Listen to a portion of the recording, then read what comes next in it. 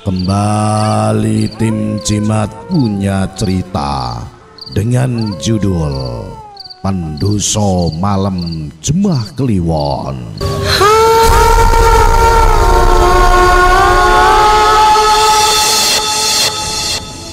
Aku yen eling kedadian iki pancen nelongso uga serem lan medeni.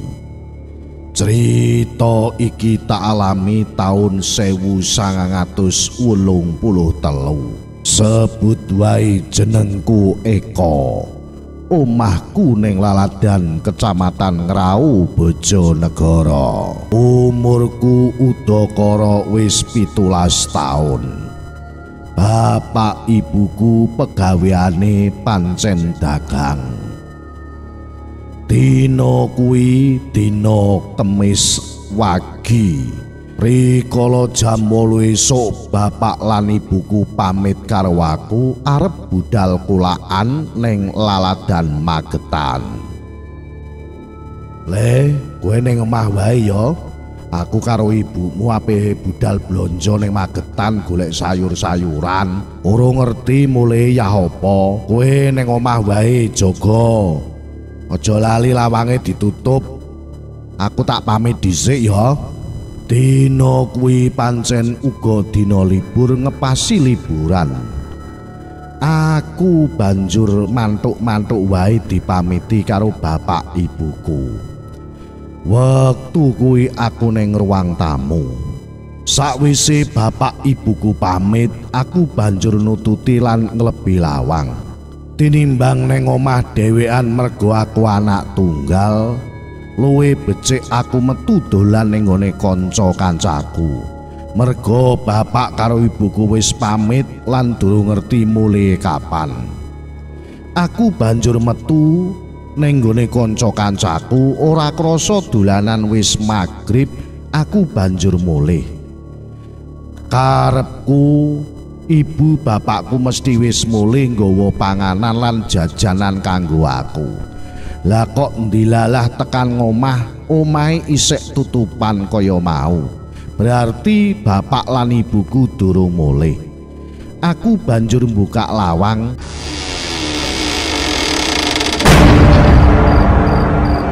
Lawang tak lebih meneh, banjur aku adus ning mburi reresik awak. Banjur ganti klambi.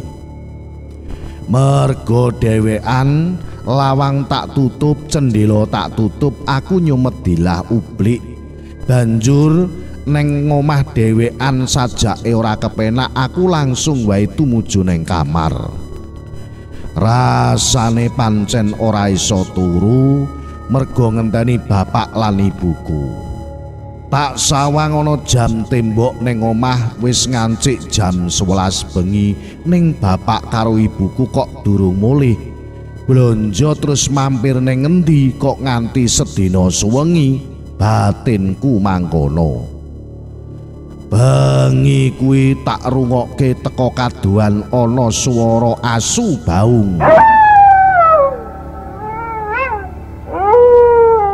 Sing saut-sautan suarane pancen omahku ya cedhek karo panggonan-panggonan wingit utamane ning pinggir alas. Jam 11 bengi aku rumangsa bingung. Wong tuaku kok durung mulih-mulih, iki jan-jane dolan ning ngendi? Omahku sepi banget, gandeng ya adoh karo omah-omahe para tetangga. Dadekne aku ya rada wedi apa meneh krungu swara baungane asu. Bengi kuwi pancen malam jemah kliwon. Urung ana tanda-tanda mbalike wong tuaku utawa mulih. Biasane nek mulih mesti ya krungu aku. Nanging kuwi kok urung mulih, ape turu wis ora iso turu mergo kepikiran terus. Ora krasa aku mak slir keturon. Lah kok ujug-ujug krungu swara lawang dituthuk teka njaba.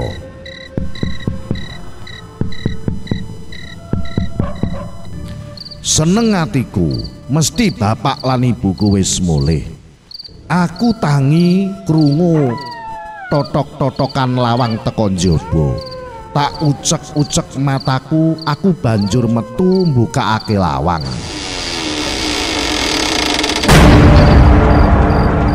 Aku lega yen to wong tuaku wis tak sawang ning ngarep lawang, loro-lorone wis balik. Alhamdulillah Pak, Bu wis mulih. Suwi men to Bu nganti dalu ki janjane blonjo ning endi? Ning Magetan to mampir ning ndi, jajane ndi? Takonku ning bapak ibu karo salaman lan tak ambung tangane. Suasana tintrim. Pitakonku sing kaya ngono kuwi karo bapak ibuku ora dijawab babar pisan. Aneh. Tangan sing tak salami niki mau kok adem nyenyep. Bapak ibuku tak sawang kok pandangane kosong lan raine pucet. Aku nyawang ngiwonengen ing sak njabane lawang sing pancen peteng dedet wong wis jam 11-an luwih. Mung swara kirik, swara jangkrik lan mendung sing rada peteng ndadekake swasana tintrim. Omahku ya pancen rada peteng merga ya mung dilahan oplik wae. Aneh meneh. Lah kok aku kaget ana kucing ireng sing ora roh teka sangkan paraning tekan ngendi. Kucing kuwi langsung ngeong-ngeong ning arahe bapak ibuku. Matane mekan kaya-kaya mbah piye.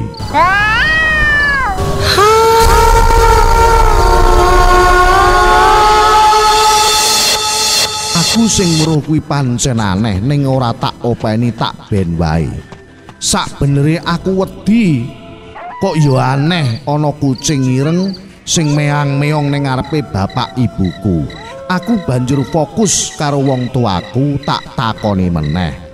Pak, Bu, lah sampean mulih numpak apa? Lah ning endi sepedahe? Kok ora eneng iki, Pak? Takonku. Bingung. Mergo aku ora nemokke sepedahe bapak ibuku.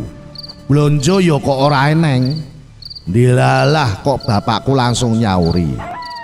Ah, mulih ki mau numpak pendosa le. Dek kagetku ora karo-karuan. Jantungku kaya mandek-mandeka. Mergo ngopo? Bapakku ngomong ngono banjur karo nduding ning panggonaning pendosa jare tumpakane.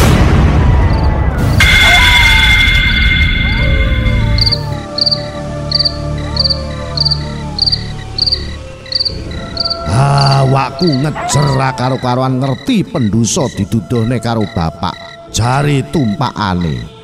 Jantungku kaya mandek-mandeka. Tanganku wel-welan, sikilku otek, ngerti lan nyawang pendosa ning ngarep omah. Aku banjur mutusake maca ayat suci ning jroning atiku, njaluk pitulungane Gusti Allah. Batinku kok ya aneh, ujug-ujug ana pendosa ning kono. Padahal mang tak delok sawangi wonengen ora ana apa-apa. Aneh, pancen aneh. Sikape ibu lan bapakku ya ora iso tak nalar. Eneng opo iki sak benering? Batinku mangkono. Ya wis, bapak ibu mesti kesel to. Ayo mlebu, Pak. Kok ning njaba wae iki piye to? Aku ora duwe prasangka sing piye-piye. Banjur tak jak mlebu bapak karo ibuku. Aku banjur nutup lawang meneh kanthi rapet. Tak sawang bapak ibuku pancen kesel langsung lungguh ning ruang tamu. Aku banjur mengguri ning pawon pamitan arep tak gawekne wedang anget. Merga wektu kuwi ora ana kompor, aku isih cethik geni, kurang luwih udakara 10 menitan. Banyu wis omep banjur tak gawekne teh anget. Aku nggawa gelas loro. Banjur nemoni bapak ibuku seneng arep tak wenehake. Ning kagetku ora karo-karuan. Tekan ngarep kok bapak ibu wis ora ana. Lho, lah wonge ning ngendi? Aku banjur nyelehake ombenan kuwi ning meja goleki wong tuaku ning ngarep ning nguri ning kamar ora enek. Bingung aku. Dilalah kok tak sawang ana seklebatan bayangan ireng lewat ning nguriku. Aku kaget ra karo-karuan. Aku langsung melengak menggurine ora ana apa-apa.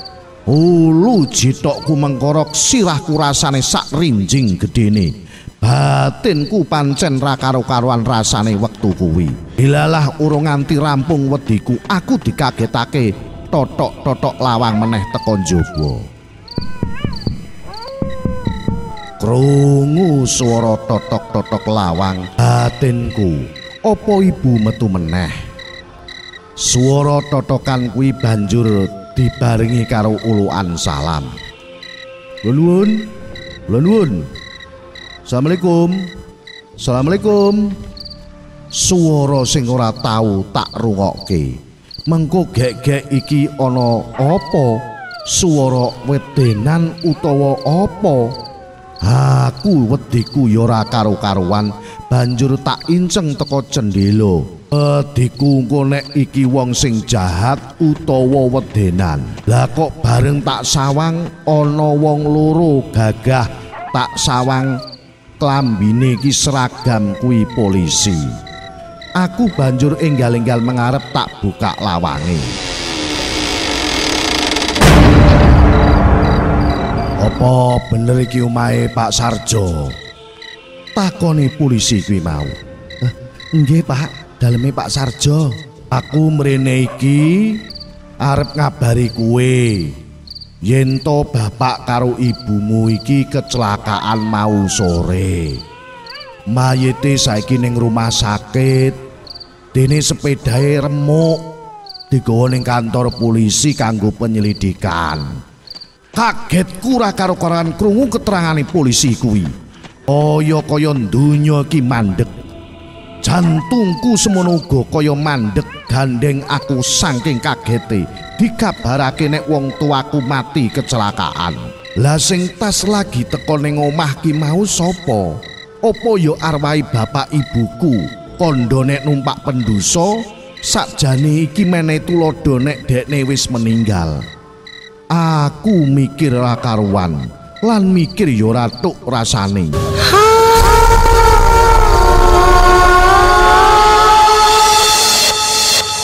Innalillahi wa inna ilaihi raji'un. Bapak ibu kapundhut.